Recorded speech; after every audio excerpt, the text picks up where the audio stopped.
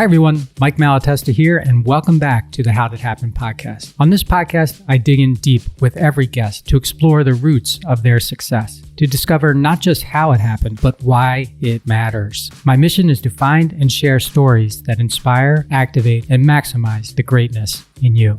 On today's episode, I'm talking with an amazing CEO who knows what it means to be a warrior, not just to herself, but to everyone she works with as well. We talk about your fear of not being good enough and why it's boring, her thoughts about trust and surrender, and ninja level awareness. What I love the most about being in my healer community is that we're all in this game, living our lives, experiencing all of these different kinds of challenges, and mentally it's what we make it mean. And so I'm going to get all the way back to this mindset thing that turns me on so much, this awareness. And if you can walk through the world with ninja level moves of awareness, you're gonna survive. And so I like to talk about that, and I like to teach people, what does that even mean for you? What's the next level of mindset moves for you? She's published 62 Amazon best-selling books and what it means to be a brave warrior. She shares a very, very moving story near the end. So stay tuned in for that and enjoy my conversation with Laura Di Franco.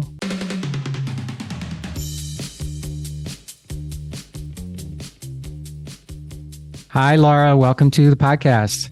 Hey, thanks. I'm excited about this one. I've been thinking about it for days, believe it or not.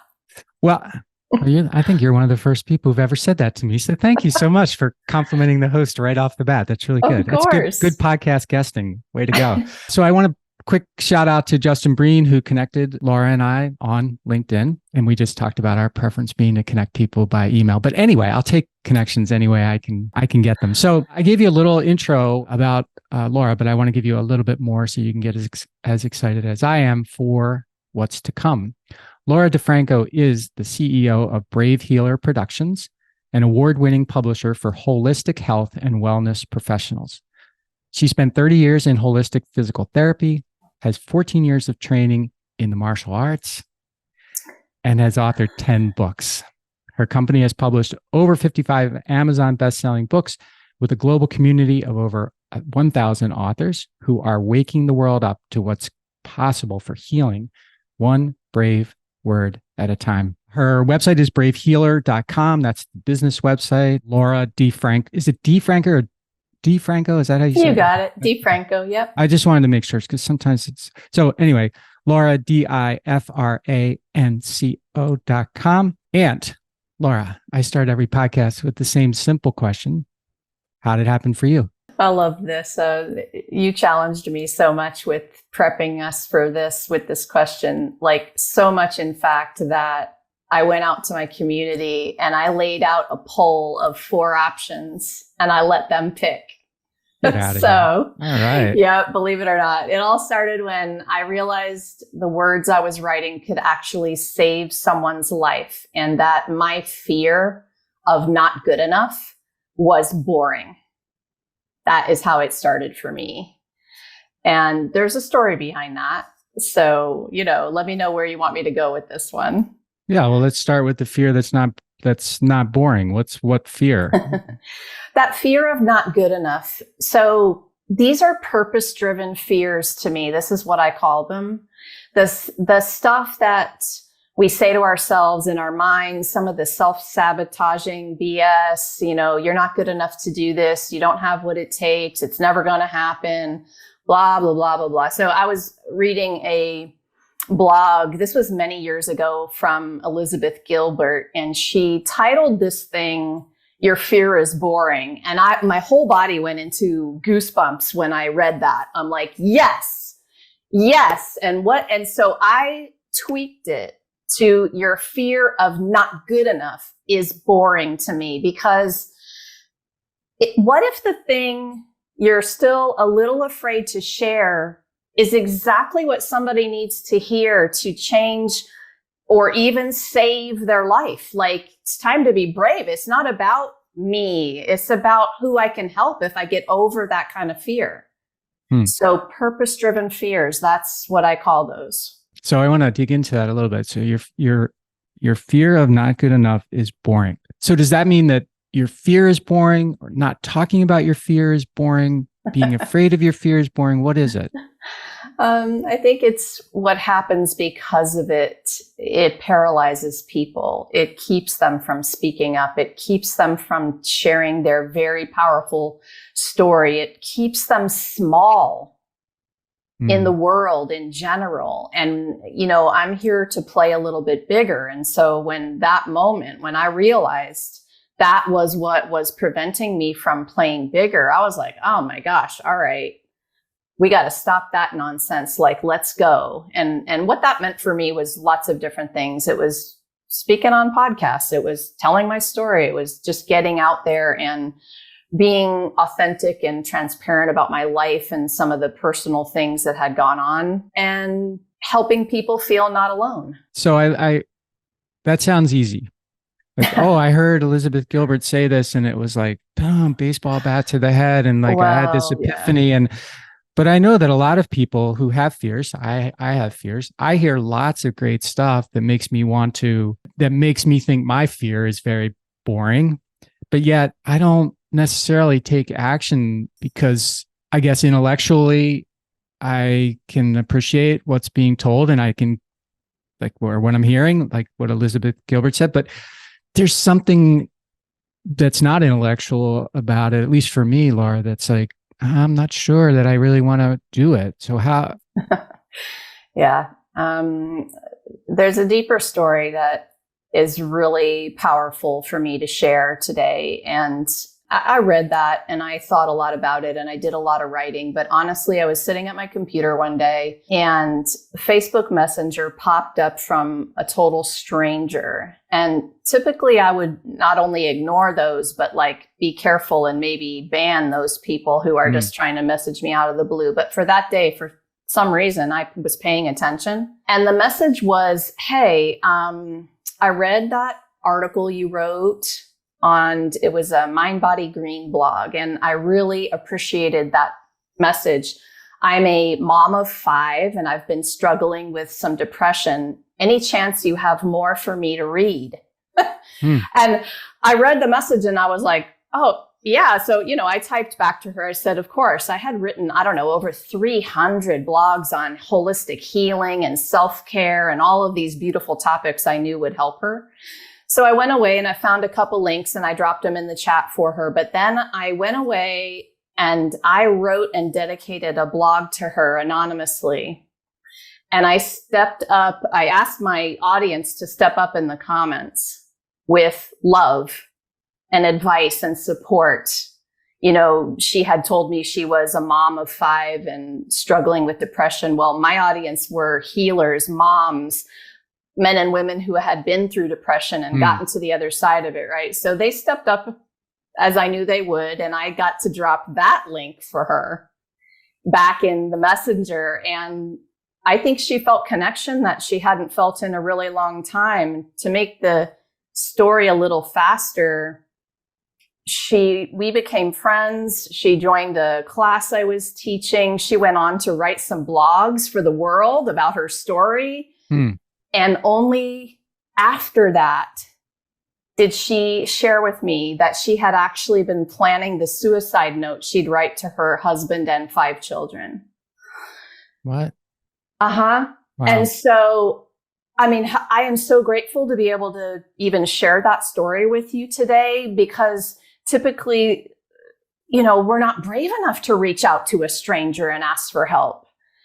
And,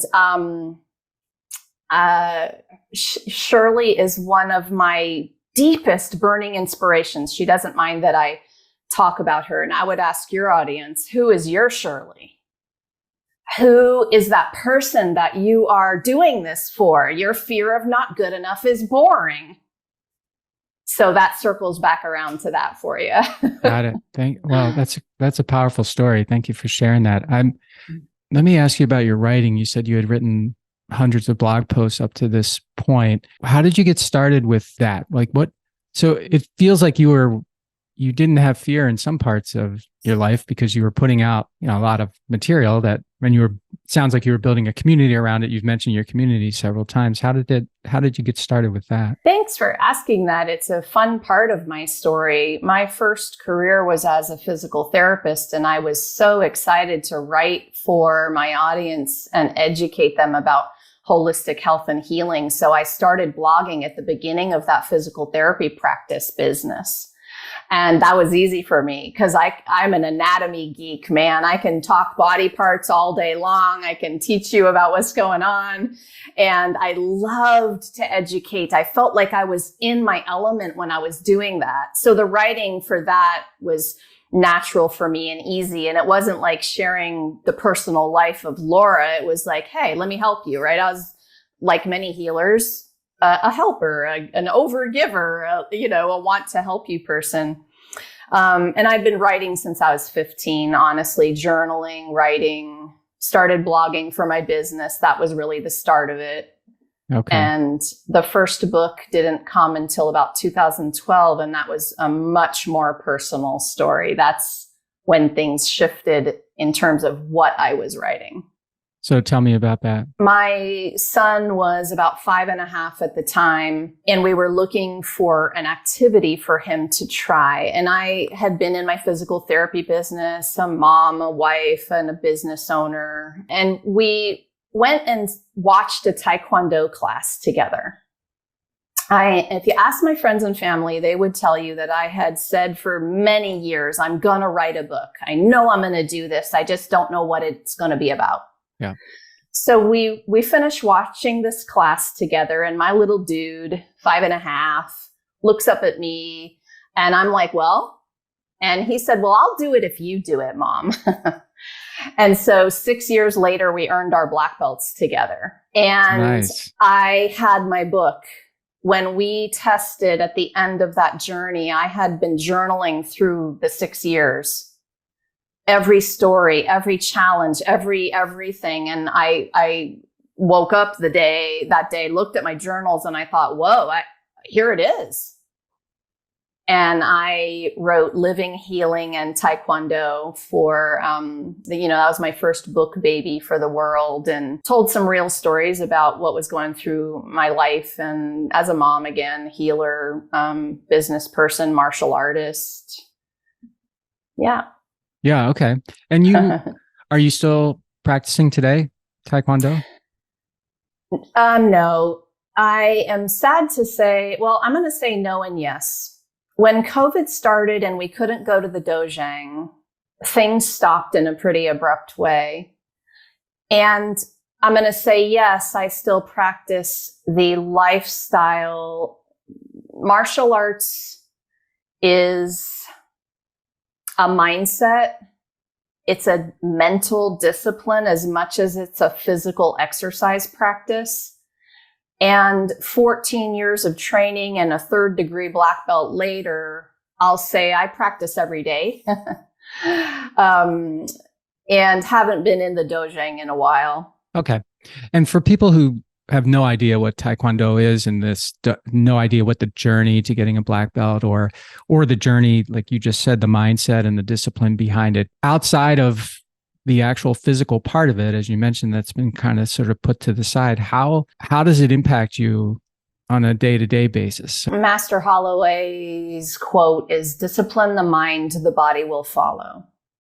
And discipline is kind of a harsh word for people. They don't like that D word so much, right? But there's some pain involved in discipline. And I was talking to someone else yesterday about it. That's acute pain, right? If you can get through creating a discipline for your life, you're going to get through that pain, and you're going to realize the prize on the other side of creating healthy disciplines for yourself. What I didn't realize going through that training, I thought I went through a couple hard things. I went through a divorce. That was a rough year. And for many people, that's the roughest year of their life. But I realized that some of that mental training was preparing me for much more challenging things. And you don't know that. You can't see your big picture. So you have to trust, right? But every day I don't quit. That I would say, if I had to sum it up, indomitable spirit. It's one of the tenets of Taekwondo. And that one has served me the most. I have a raging spirit inside of me. And when she's having a bad day, she does not dwell in that dark alley of her mind. She pauses and takes a breath and remembers where she is in a body in the room. And she carries on with the purpose, you know, and that's so, yeah, I appreciate you asking me that question, because this has been really probably one of the most profound things I ever did, was went through those years of training and then be able to like tell you what that's meant to me later. It's big potato stuff to me. The discipline thing I thought was interesting. People don't like the D word. I find that a lot of people like the D word if they're applying it to someone else. But of course, having the D word applied to you is a little different story. Right. I forget where I heard it, but somebody said that entrepreneurs love holding other people accountable. They just aren't very good at holding themselves accountable sometimes. And it's sort of like the discipline thing. It's like, it feels good to do it to somebody else, but it doesn't, you're often not willing to put yourself in that same bubble, you know, as you put other people in. Well, I don't know what you think, but I think probably successful entrepreneurs have made that work. Oh, yeah. Well, yes, for sure. Right. Definitely. Yeah. And definitely. the ones who are struggling haven't developed practices and disciplines that are serving them. Yes. You know, and they might be instead in sort of unhealthy habits or patterns or whatever it is. So yeah, it's, you know, it's hard to, if we had the answer to get people to do what they already know they should do, but are having trouble doing, we'd have the $1 billion solution, right? Yeah, I say like everybody knows the answer. They're just not willing to talk themselves into it all the time. And it's exactly. Like, yeah, interesting. And that quote that you said, you know, you can't see your big picture. That's a really good one. That reminded me of Steve Jobs said something like, you can't connect the dots of your life looking forward. You can only connect the dots of your life looking backward. In other words, everything that you've done up till now has prepared you for what's to come. But if you think about, you know, it's sort of paralyzing to think, oh, I have to connect all these dots in the future to be who I want to be. Anyway, I thought that I don't think you can do it. I think if you start to do that, you'll be lost up here, and then, you know, you won't be in your moment, which is where all the good stuff happens. And I think what it is trust and surrender. Trust and surrender every single day. I don't know the big picture.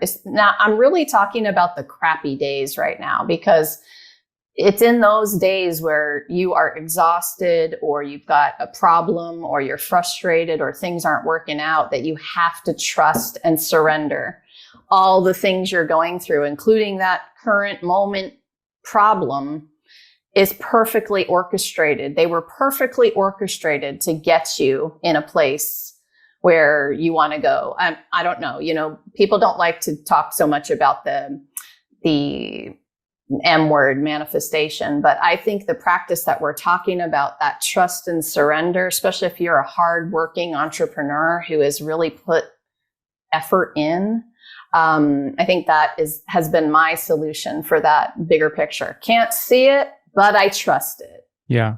Yeah. And can you trace back to where that became natural for you? And I'm asking because I think it's human nature is natural to trust, but human experience starts to erode that because people let you down, or you perceive that they let you down, or whatever.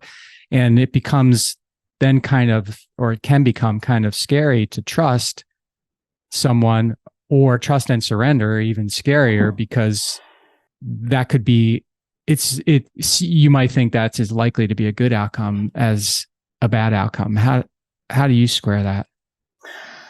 Oh man, this topic is loaded. So I started to see a pattern, and this was so great with your show and how you started off with the question, because I went back a little bit to look at what that was before we met. Mm-hmm. And I started to see a pattern almost yearly, which was really interesting, of an occurrence I thought was really sucked to coming onto the other side of almost a small miracle, like in my life and business. And so I'm like, that's interesting. And then the next year, another one happened. And then the next year, another one happened. And that's why I did the poll with my friends, because I'm like, I don't know what to tell them. Where do I start this story? But after that happens 2 or 3 times, you it's like, oh, okay, I think I can fall back into some trust here. Right. And I believe it before I see it, but I started to see it so often, it helped me believe it. Okay. And I wanted to make one other quick mention of, yes, people let you down, but what if that was for you?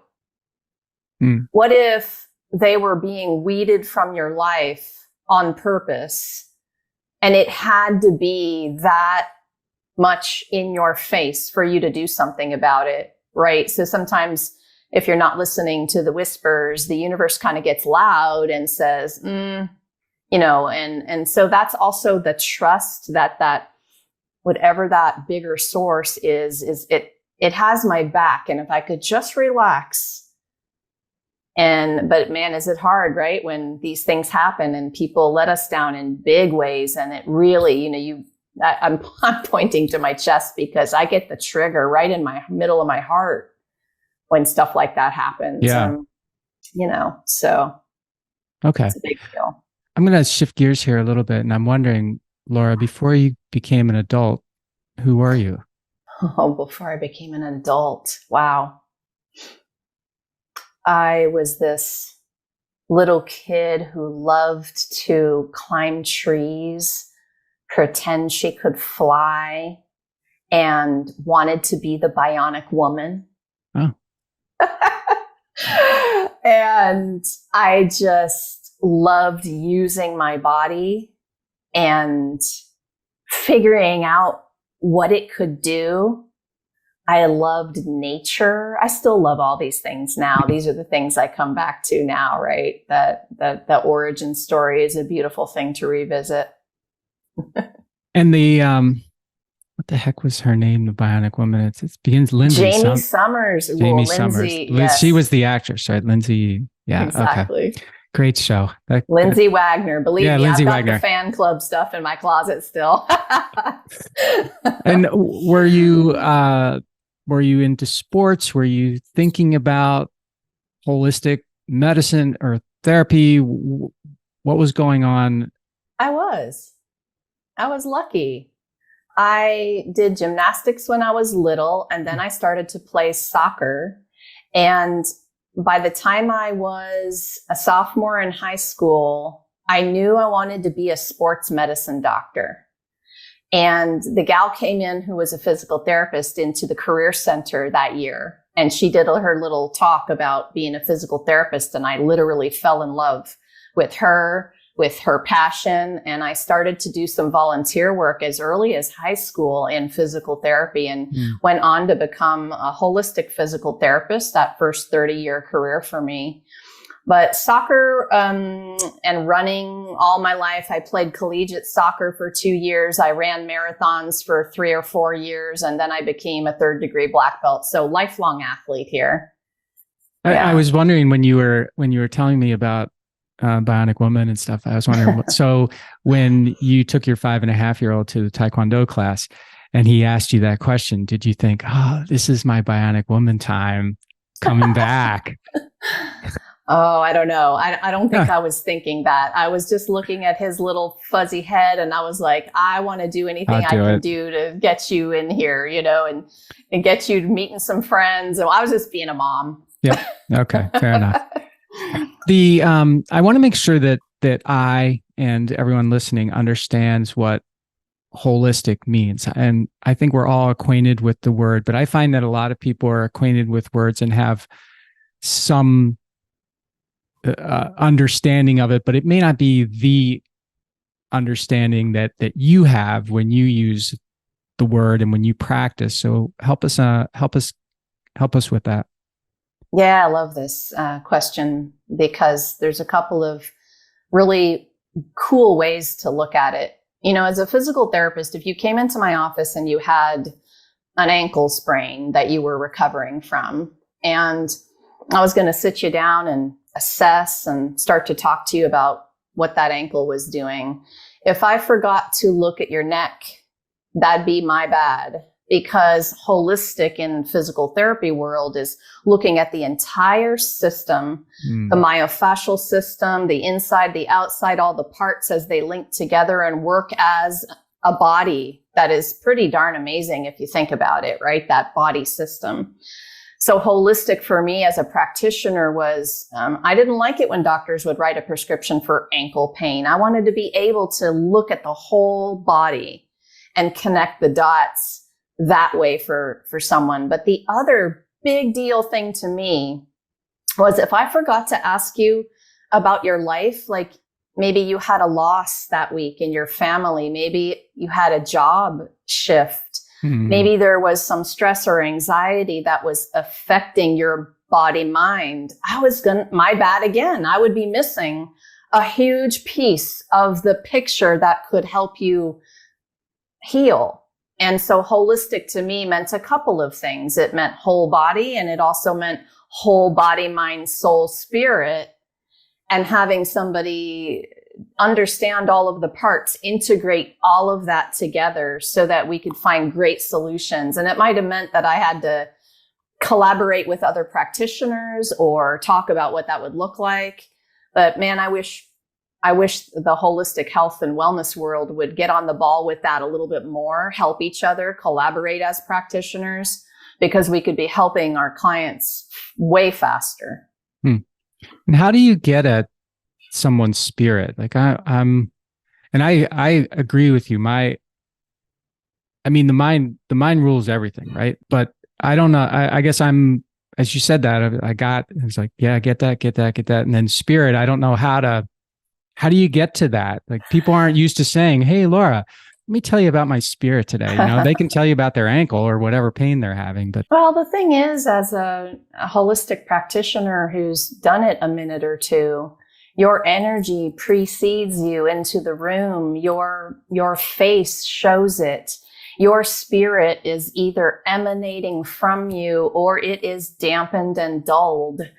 And sometimes I barely even need to ask a question to see that somebody's spirit is low. Remember I was saying one of the tenets in Taekwondo is an indomitable spirit. Well, right. I'm smiling. My posture is up. I am excited to be with you. I feel an enthusiasm for life. I'm living in moments that feel purposeful. So that's how you get at it. And to have a practitioner even ask you those questions, whoa. I mean, that would be pretty amazing to find somebody who is incorporating those kinds of things. But that's why I started calling myself a holistic physical therapist, because I wanted people to know that mattered to me. And it matters to them, obviously. And what's the healing power of spirit? It's energy. So it's vibration. It's a frequency of vibration. So you can be walking around really angry, or you can be walking around fulfilled and inspired. If you just take a minute to breathe with both of those scenarios, you will feel different from just practicing both of those scenarios. Literally, you will become tight from the first one. And so that is going to be a body-mind occurrence over there, right? So helping people to just have awareness. This is probably one of my favorite topics ever is, what does that awareness mean? Well, with awareness, I have a choice. So body awareness, thought awareness. The way that I'm speaking today, I get excited, so I get louder. So I have to check myself, so I have to just be like, you can see me leaning in sometimes too. Sure. Like my whole body talks, right? But I don't know, maybe that answered that a little bit. Okay. It did. It was a great answer. In fact, and now I'm thinking about my spirit and how I use my spirit and how my spirit, when my spirit is in the right spot, I am open, not just my mind open, but my body is open. And I don't know. I find that when I'm feeling that way and focused on that way, I have a lot less issues in everything that I thought was an issue is less of an issue, whether it's a personal issue, whether it's a business problem, or whether it's some pain that I'm feeling somewhere. If I'm open to, if my spirit's in the right place, at least what I'm calling my spirit, which I think is my spirit. Yeah, I feel like a more productive human. Definitely. And I think if you even just think about it as an alignment with joy, that is going to be different for you than it is for me. But if each of us seek moments of that and we make our lives about, some people have to give themselves permission to seek joy more Right. often. And that gets back to that person who would walk in and I would see it was drained from them. You can see that in somebody, but you can also feel it. And even just chatting about topics that they don't normally get to talk about with their inner circle people, you could see the smile come on. You could see the posture, improve. And I want to take responsibility for my energy when I show up with people. Mm-hmm. I know that that's me actually healing the world in that moment. That might sound a little corny, but if I take responsibility to raise that vibe and give you all I got in that moment, then that is something that you receive from me if you're open to receiving that. That matters. Yeah. It really matters. And when you start to talk about business, whoa. Holistic business, showing up in a holistic way in your business is a whole nother day. What I think I heard you just describe is your presence. And I think your presence is the most valuable gift you have to give someone else. It's rare. You think, no, it's not rare because I'm present with people all the time, but really being present where you're 100% focused on that person, you're giving all of your attention to that person, it's really rare. Huge gift. Huge gift. I think about that a lot with my kids. Yeah, me too. Me too. And a lot of other things where I don't do well. It's a practice. That's for sure. It is. You mentioned a couple of times, your first 30 years career. What's your second? Brave Healer Productions is the publishing company for my healer friends. And it was pretty awesome to kind of move from that professional practice into helping my friends publish their books and get their words out into the world in a bigger way. I sometimes feel like I'm a translator of healer speak. I want the world to understand what's possible in terms of healing. I really want them to wake up to it and have hope. They may have seen 10 doctors, and if they don't give up, there's going to be a solution, but maybe they just haven't heard it yet. What if there's something you haven't learned yet that could change everything? I like to ask that question a lot. And that's a great question. This company was built from that. And I love that the universe put me in that holistic physical therapy role first, because I really had to learn the practice, do the work, get myself to a place before I could be this publisher that I am now. I have never been in my purpose more than now. It's an awesome place to be. Was it the writing of your own books that led you to think that this was your next calling, or was it something else that came along? My own books were fun. I am also a poet. I've self-published about 5 books of poetry. I've been writing poetry. I wrote some teaching memoirs. I told you about the Taekwondo book and some other books, but actually, no, it wasn't my own. It was learning everything I learned from those experiences, realizing I could pay forward what I learned about the publishing process. That's kind of the boring piece. Mm-hmm. And part of my mission is that, I don't want people to have to make those dumb mistakes I made in the beginning of my publishing my books. But actually woke up at the beginning of COVID. This was about a week after my physical therapy practice had been shut down. I'm one of those people who was telling this story that, I'm transitioning from business number 1 to business number 2. And then I told that story for 5 years and couldn't do it. Oh, okay. I was too afraid, So COVID did it for me. And after about a week of panicking, I was like, all right, well, maybe this is for me. And I woke up dreaming a dream. I was dreaming a dream of putting all of my expert healer friends into a book and teaching the world self-treatment techniques, because we're natural teachers anyway, all of us therapists and doctors and practitioners. And so I went in and I wrote a little note to this group of people that I was teaching a class for. And I said, hey, who wants to write a chapter? Let's do the ultimate guide to self-healing, and let's teach the world what they can do at home right now. And 48 hours after I wrote that little note, 24 people said, yeah, I'll do that with you. And 5 weeks after that, we birthed that book to a #1 Amazon bestseller. And I was like, whoa, what just happened? If you talk to anyone in the book world, they'll be like, 5 weeks? Really? You did that in 5 weeks? And the project management aspect alone is pretty mind-boggling with 25 people, And I thought it was going to be a one-off until a friend emailed me a week later and said, Laura, when are you doing the next one? And I said, today, I guess. And so I'm happy to be here with you today, celebrating book number 62, expert collaborations with 1,000 plus authors in the last 3 years, wow. 3.5 years. And so I know that was a little bit of a long story to answer that question, but I didn't realize what was in store. That's what we were talking about. I don't know the big picture.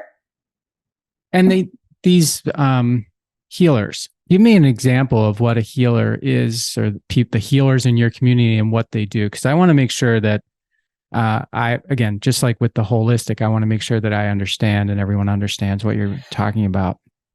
Well, most of my healer friends, they don't want to be called a quote healer, because authentic healers understand that they don't fix people. They're facilitators of that healing process. So I'll say that first. Wow, facilitators. Okay. Yep. We help you connect with your inner wisdom and your inner healer, and we help you connect with what you need to connect with so that you can feel better, literally. Mind, body, soul, spirit, right?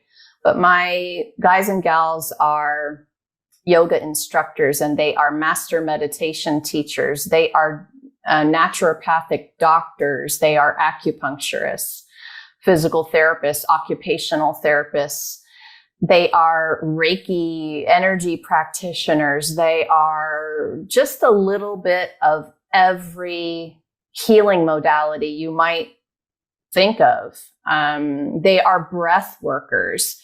They teach holistic modalities that address and integrate all parts of us. And that is why these modalities not only work, but can actually be more long-lasting than the traditional sorts of medicine and therapies we are prescribed by our traditional doctors and therapists.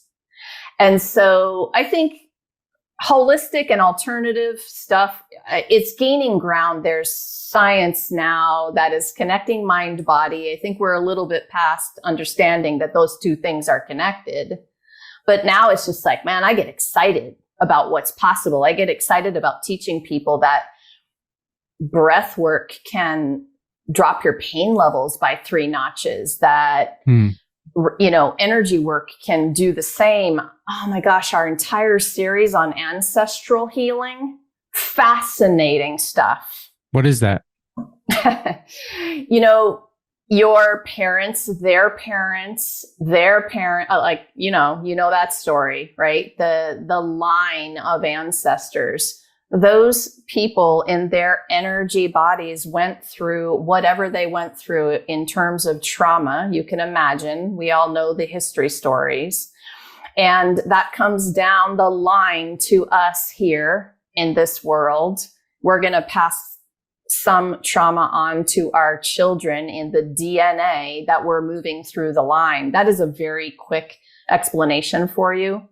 I'll give Amy Gillespie Doherty a shout out today because her community of practitioners in the ancestral healing realm is phenomenal. And I've learned a lot from her series and from her experts. So again, just getting back to, hey, what if there's something you haven't learned yet? Right. That could change everything. Right. Yeah. Did this originate from the community that you developed with your blogging and stuff over the course of time? Yeah, exactly. Okay. So started building that community early on as a physical therapist, went into Facebook one day, opened up a group, started to, gather my healers and started to do events. I blogged a lot. And so I educated that way. And as I was sort of shifting and then opened up Brave Healer Productions, I was interested in helping these holistic practitioners with their businesses, with their publishing, with all the things that we don't go to school for. Right. I realized, by the time I graduated that if I wanted to do all this business stuff, I was going to have to learn a lot of things that I hadn't been taught in school. And that passion was to help those people along and to help them build what they were doing. It felt like the biggest ripple for me, because those people were helping people.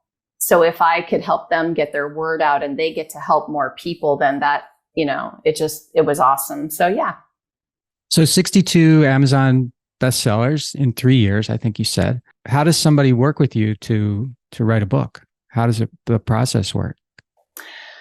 There are several ways for people to come into our community and just get a taste. We have free events every month, first of all. So you can come in and meet the community and you can hear about some of these things we're doing with publishing. Our expert collaborations are absolutely the specialty of the company. The reason I fell in love with the collaborative book after that dream story I told you was because what I realized is so hard to publish and launch a book solo as you are the only author.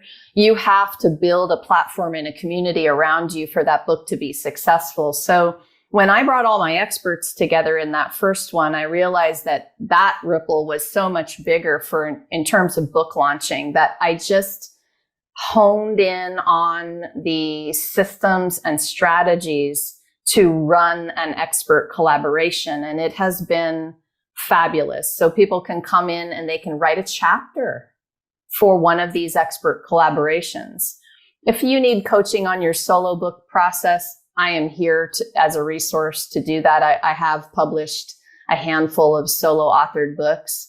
And then we just opened up and are working on Brave Kids books. So our children's book line is phenomenal. These are not any children's book authors. They are expert holistic practitioners coming in to write children's stories about intuition, about healing, about meditation, about loss of a parent, about all the topics that we need support with, right? And to help the kids. So that one gave me goosebumps to tell you about, because that's been a really big thing for us to start to write for kids.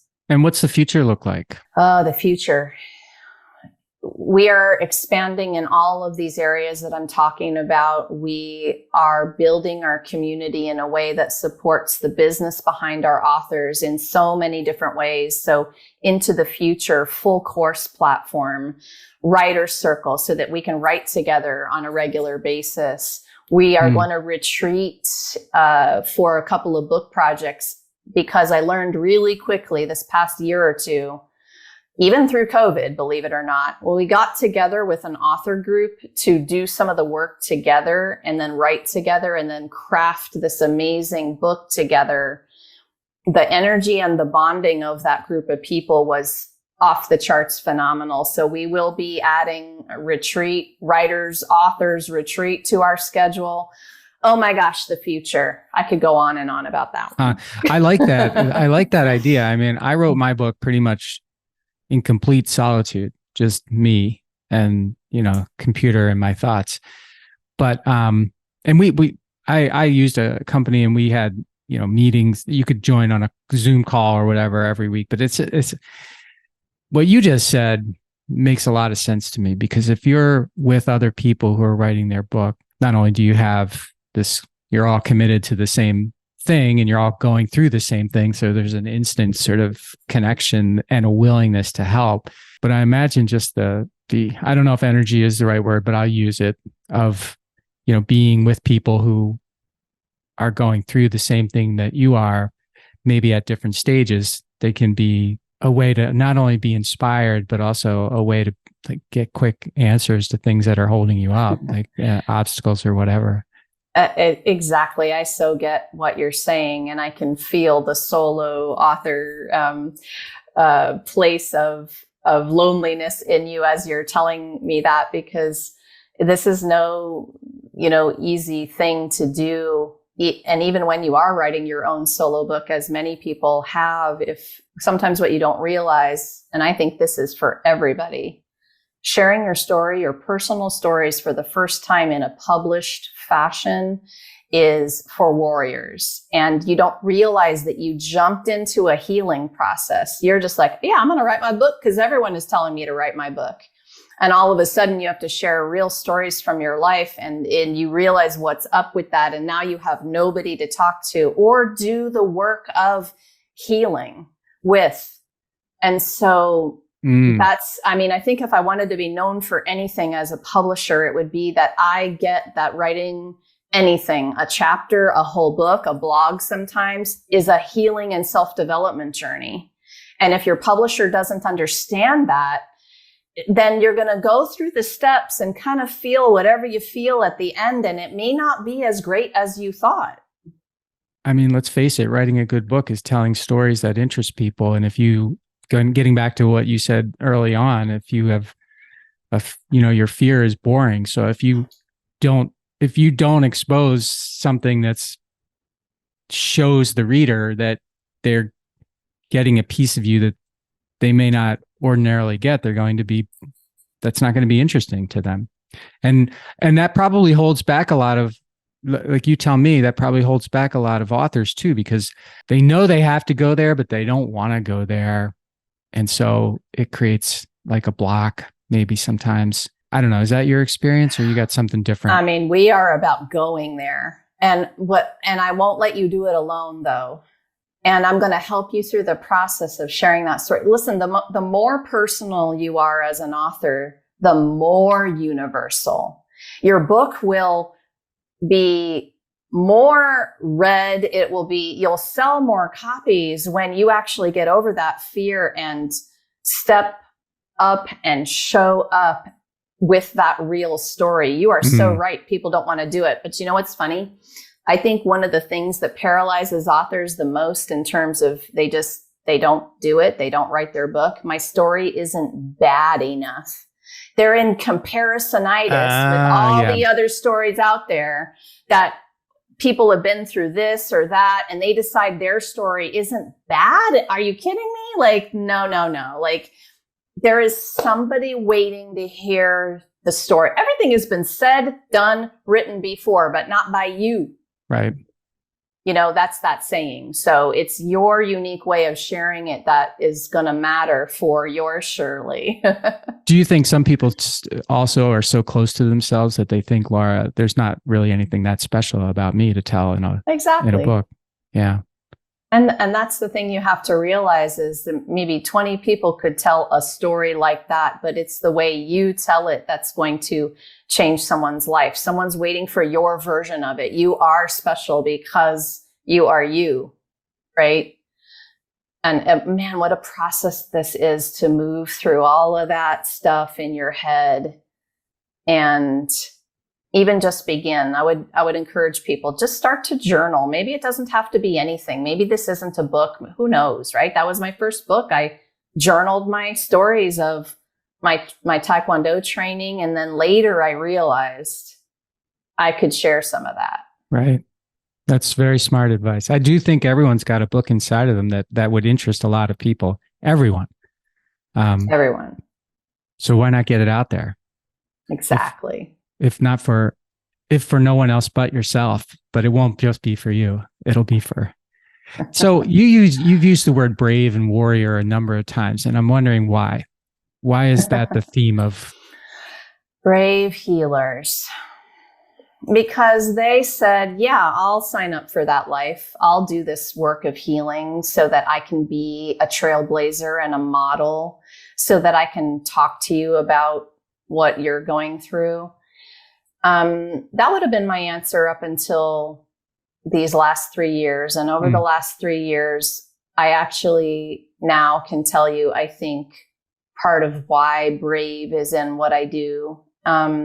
We, as a family, have had to be involved in the justice system for the last 3 years. We've been fighting my daughter's abuser, and it took 3 years to put him in jail.